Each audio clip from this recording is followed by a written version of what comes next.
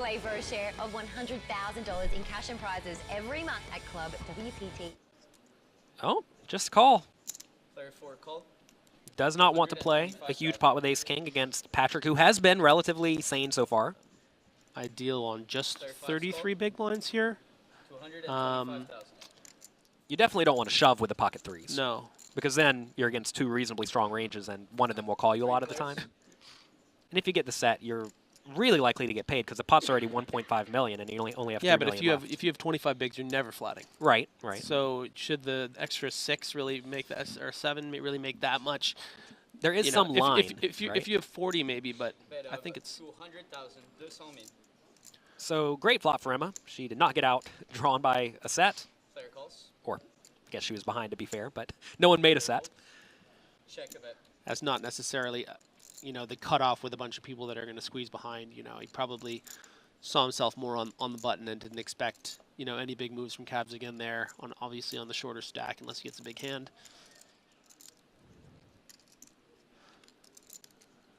10 seconds. Emma definitely wants to just get money in the pot here. She has the best hand almost always. And this isn't necessarily an automatic call for Patrick. I mean, Emma has a lot of aces here. Player calls. He does make the call.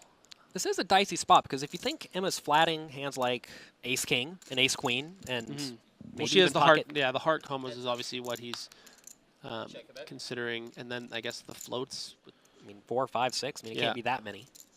And there's a whole lot of ace-kings and ace-queens, right? She could also just have random pocket nines that just got there. She could have... really, the range should be pretty snug. The fun thing about the spot, though, is that Patrick knows Emma can bluff, right? It's not like she's playing against a very tight, straightforward player who cannot bluff. If Emma was a tight, straightforward player who does not bluff, then it would have been an easy fold on the turn. But Emma has shown that she is more than capable. She's more loaded than she is bluffy. Right. Also, remember, this was a multi-way pot. Yeah. Which means that someone is going to have an ace here some portion of the time, whether it's Emma or Jack. So pocket threes in this scenario, I would almost be tempted just to fold. That may sound nitty, but he does have Emma on his direct left again, who is really incentivized to play pots with him. And Pesh in the big blind, also one of the bigger stacks, who will also be defending very wide.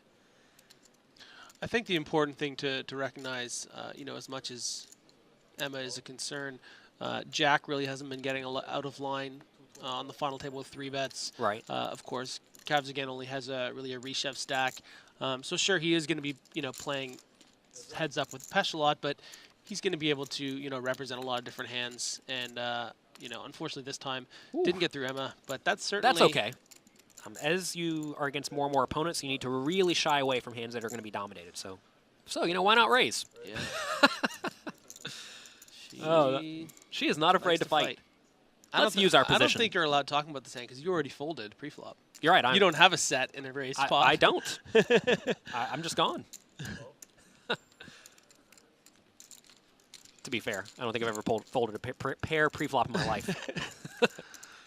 Can't flop sets if you fold pairs. Oh. Wow. Everyone's slow playing against Emma. They must think she is an absolute lunatic. The 3 5s. It is important to realize, like you said, there really aren't a whole lot of nut hands for Emma in this spot pre-flop. Besides pocket 5s and pocket 3s. She doesn't have king 5 suited, you would not think. Now the question is, does Patrick decide to raise to try to clean up his equity? But she wouldn't, Oh, there you go. This is why. Well, so if you think Emma's range is all draws, like lots and lots and lots of draws, I don't think you really mind in this scenario, given, like, once she bets relatively big on the turn. Ooh, that's not going to work out. This could be disaster for Emma. Been shown to 3-bet once light, but is also a very strong player. And just a flat from Jack. We obviously see... Oh, my goodness, Jonathan! And this is going to be brutal for Emma, too. She has to perceive that. Oh, it's a massive disaster for everyone but Jack.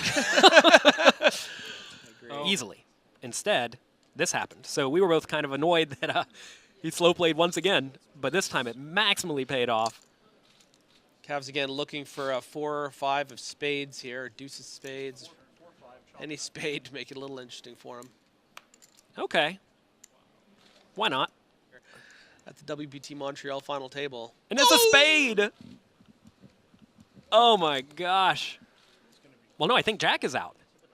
And Jack Gong eliminated in sixth position for 175,500 Canadian dollars. Played a very strong, solid final table.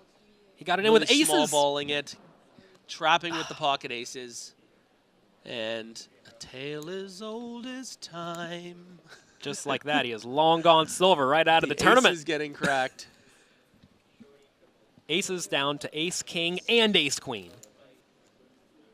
To mix in some 3-bets, especially when you're getting so many folds pre. Certainly what he's thinking of, or he would have already called.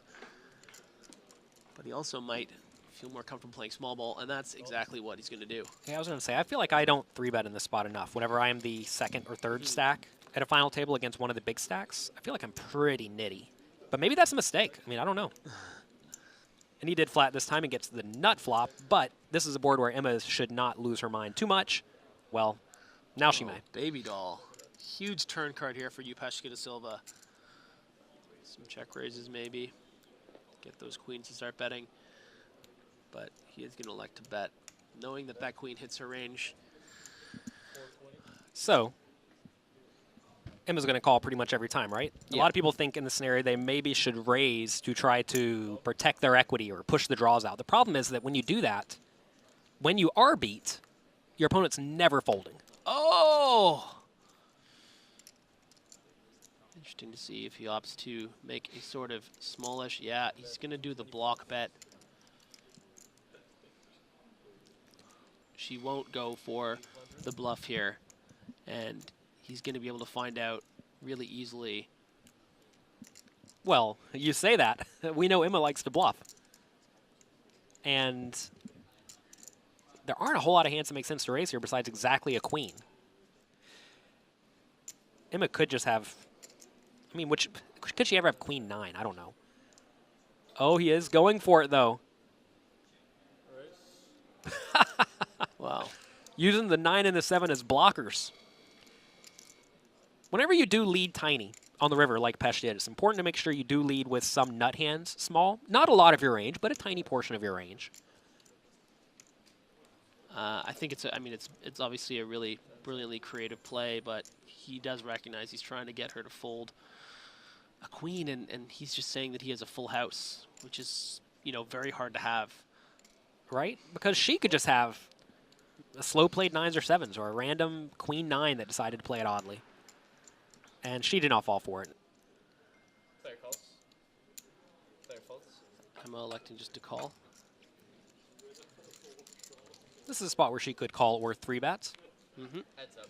As you think the player in the big blind is going to squeeze more often, you should probably be more inclined to just raise yourself. But if you think the big blind's rarely going to re-raise, then you can be a little bit more inclined to call.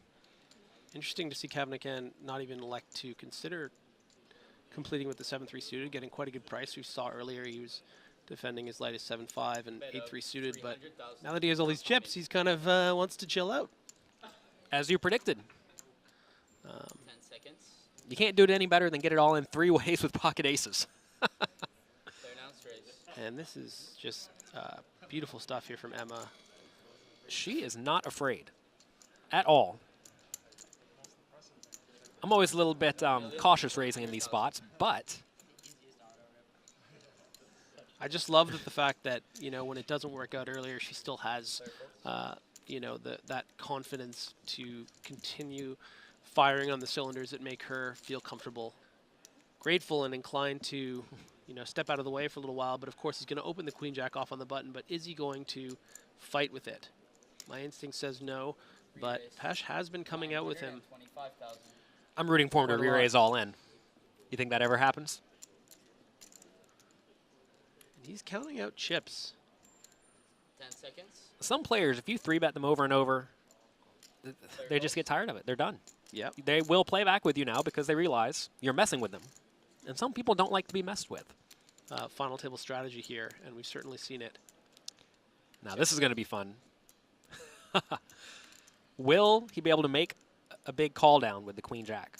Pesh also aware that a lot of the flat calling range of Cavs again here are going to include some queens and kings. So probably knows that he's going to have to keep on firing. And this is one of those spots where for a fold. yeah, you have to continue firing. Don't just bet one time and then give up, because your opponent should be calling you. But like right here, you're never going to make a queen or a king fold. To be fair, you should have a tough time making a king fold, I think. But you can definitely make a queen fold. You can definitely make ace-jack and ace-10 fold. Setting up a shove. Or even... I could also see him betting something like $1.5 million to get a queen to fold, and then not expect looks like he's king doing to that. fold. 1 million to get called by a wide range now, and then hopefully make it fold on the river.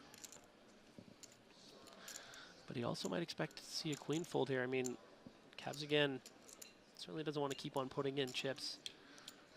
This is a good example of what I was talking about earlier, where against Pesh, you just got to call with anything. Oh my God, he shoved. Wow. Wow. While that did work out perfectly this time, because he took away all of that.